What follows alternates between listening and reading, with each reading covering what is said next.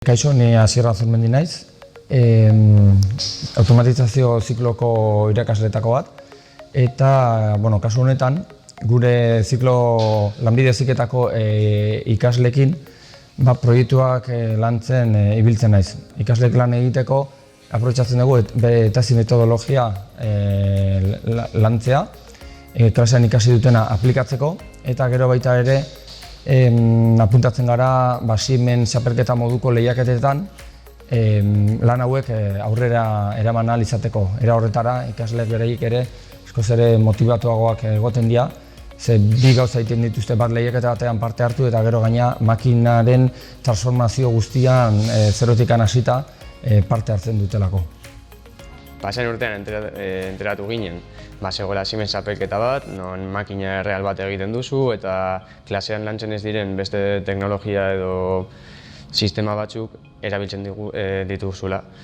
Orduan, motibatu nintzen bigarren urtean egoteko Siemens txapelketarako nire klasekidekin eta izan da nahiko esperientzia aberasgarria niretzat. Hainbat teknologia klasean ikutu ez ditugunak erabili ditugu, asko ikasi dugu.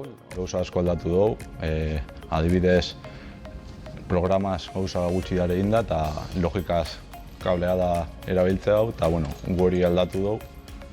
Eta sartu dugu baitza variadore bat eta regla bat posizioa kontrolatzeko karruena, eta asko ikasi dugu makina honetan, proiektu real bat dalako eta klasean ikasitakoa praktikan jarri dugu.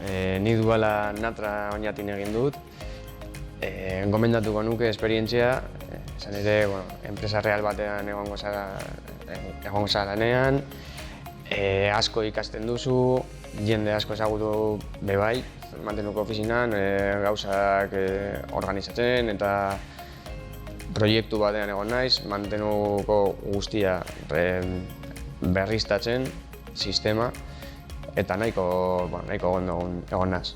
Nik duala Fagor Ederlanen egin dut, Bergarako plantan, profesional mantenimenduko moduan, eta oso aberatsa izan da esperientzia hori, ikasketak eta lana txandakatuz, eta klasean ikasitakoa praktikan jarri dut, parte elektronikoko moduloa da, eta nian mekanikako gauza asko ikasi ditut. Hurrengo urtean ingenieritza mekatronikoa egin behar dugu, eta gure ustetan oso aukera ona dela ikusten dugu, beste perspektiba batekin juten zarelako, eta gure kasuan automatizazio eta robotikako mundua asko gustatu zaigu, eta usten dugu ingenieritza mekatronikan arlo hori ikutzen dela eta gehixea usakoan dugu. Uste dut nahiko aukera ona dela ziklo batekin hasi unibertsitatean sartu baino lehenago.